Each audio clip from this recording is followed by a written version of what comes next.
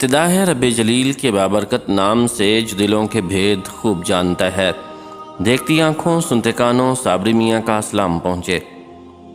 ناظرین محترم، حضرت سیدنا علامہ ابن حجر مکی شافعی رحمۃ اللہ علیہ نعمت الکبریٰ صفحہ 52 پر ولادت مصطفیٰ صلی اللہ علیہ وآلہ وسلم پر ہونے والے ایک ایمان افروز اور عقلوں کو حیران کر دینے والا واقعہ تحریر فرماتے ہیں۔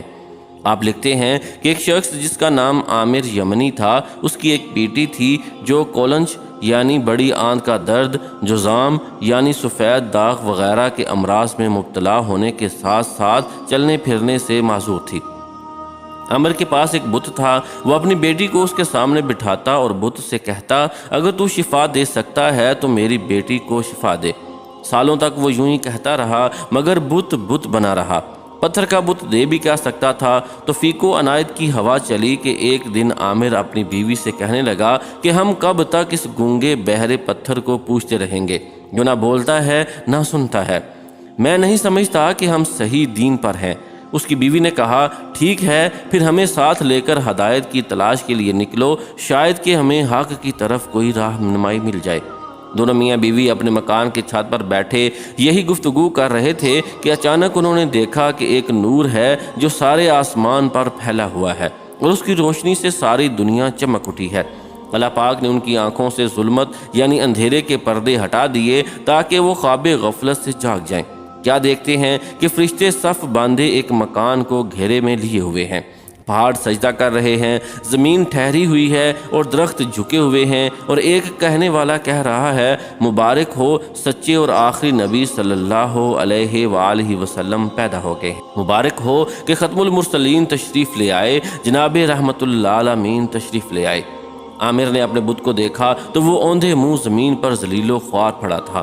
عامر کی بیوی کہنے لگی، ذرا اس بت کو تو دیکھیے کیسے سر نیچا کیے زمین پر پڑا ہے۔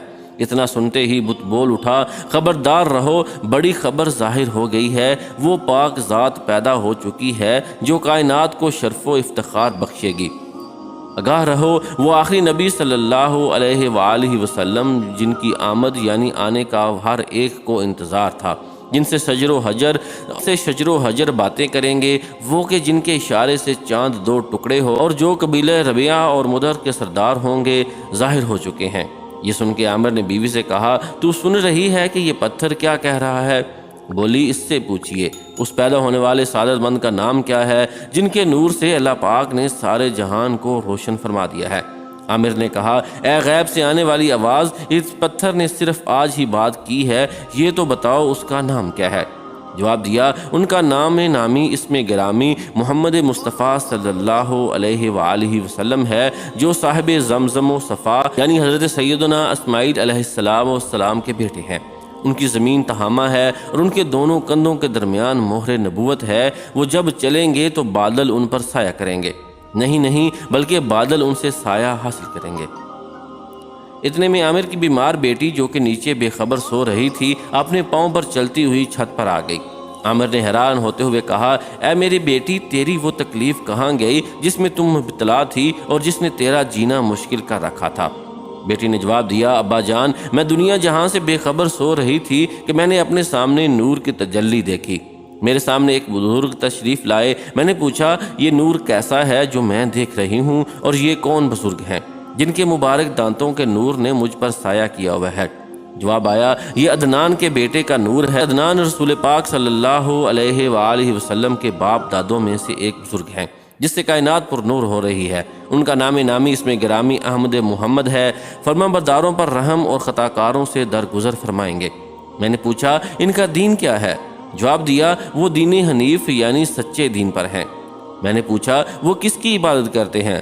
جواب ملا، اللہ وحدہ لا شریک کی، یعنی اس اللہ پاک کی جو اکیلا ہے اور اس کا کوئی شریک نہیں۔ میں نے پوچھا، آپ کون ہیں؟ تو جواب ملا، میں ان فرشتوں میں سے ایک فرشتہ ہوں جسے نور محمدی صلی اللہ علیہ وآلہ وسلم کے اٹھانے کا شرف بخشا گیا ہے۔ میں نے عرض کی، کیا آپ میری اس تکلیف کو نہیں دیکھتے؟ فرشتے نے کہا، ہاں، تم نبی احمد صلی اللہ علیہ وآلہ وسلم کے وسیلے سے دعا کرو۔ اللہ پاک نے فرمایا ہے، میں نے محبوب کی ذات میں اپنا راز و دلیل رکھی ہے۔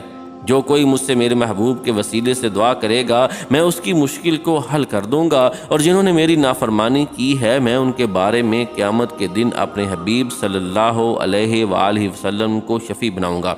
وہ بچی کہہ رہی ہے کہ یہ سنتے ہی میں نے اپنے دونوں ہاتھ پھیلا دیے اور سچے دل سے اللہ پاک سے دعا کی، اور پھر اپنے ہاتھوں کو چہرے اور جسم پر پھیرا۔ جب نیند سے اٹھی تو ایسی تھی جیسے اب آپ مجھے دیکھ رہے ہیں۔ یہ سن کر عامر یمنی نے اپنی بیوی سے کہا، بے شک ہم نے اس مبارک ہستی کی عجیب و غریب نشانیاں دیکھی ہیں۔ میں ان کی محبت اور دیدار کے شوق میں جنگلوں اور دشوار گزار وادیوں کو طے کروں گا۔ چنانچہ عامر یمنی اور اس کے تمام گھر والے نور والے آقا صلی اللہ علیہ وآلہ وسلم کی تلاش میں اٹھ کھڑے ہوئے اور مکہ مکرمہ زادہ اللہ شرفاً و تعظیماً کے سفر کا ارادہ کیا۔ سرزمین مکہ میں داخل ہو کر بی بی آمنہ رضی اللہ تعالی عنہا کے مکان عالیشان کا پتہ پوچھ کر دروازے پر دستک دی۔ بی بی آمنہ خاتون رضی اللہ تعالی عنہا نے آنے کا مقصد پوچھا تو انہوں نے عرض کی، ہمیں اپنے لخت جگر نور نظر کا نور برسانے والا چہرہ دکھا دیجیے، جس نے اپنی چمک دھمک سے ساری دنیا کو چمکا دیا ہے، جن کے طفیل اللہ کریم نے کائنات کو روشن فرما دیا ہے۔ حضرت بی بی آمنہ رضی اللہ تعالیٰ عنہ نے فرمایا، اپنا نور نظر تمہیں نہیں دکھاؤں گی، کیونکہ مجھے یہودیوں کا ڈر ہے کہیں وہ ان کو نقصان نہ پہنچائیں، اور میں نہیں جانتی کہ تم لوگ کون ہو اور کہاں سے آئے ہو۔ عامر اس کے گھر والوں نے کہا، ہم نے تو اسی آخری نبی صلی اللہ علیہ وآلہ وسلم کی محبت میں اپنے وطن اور اپنے دین کو چھوڑا ہے، کس نور والی سرکار صلی اللہ علیہ وآلہ وسلم کے دیدار سے اپنی آنکھوں کو روشن کریں، جن کے دربار میں حاضر ہونے والا کبھی ناکام و نامراد نہیں لوٹے گا۔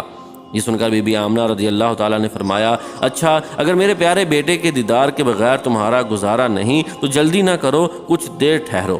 یہ فرما کر آپ اپنے مکان عرش نشام میں تشریف لے گئیں۔ تھوڑی ہی دیر میں ارشاد فرمایا، اندر آ جاؤ۔ اجازت ملتے ہی وہ اس مبارک کمرے میں داخل ہوئے جس میں دو جہاں کے تاجدار صلی اللہ علیہ وآلہ وسلم آرام فرما رہے تھے۔ وہاں کے انوار و تجلیات میں ایسے گم ہوئے کہ دنیا اور دنیا میں جو کچھ ہے اس سے بے خبر ہو گئے۔ بے ساختہ اللہ پاک کا ذکر کرنے لگے۔ جیسے ہی چہرہ پر انوار سے پردہ اٹھا تو دیدار کرتے ہی یکدم ان کی چیخیں نکل گئیں، اتنا روئے کہ ہچکیاں بند گئیں۔ قریب تھا کہ ان کی روح ان کے جسم سے نکل جاتی۔ آگے بڑھ کر رسول پاک صلی اللہ علیہ وآلہ وسلم کے ننھے ننھے مبارک ہاتھوں کو چوما۔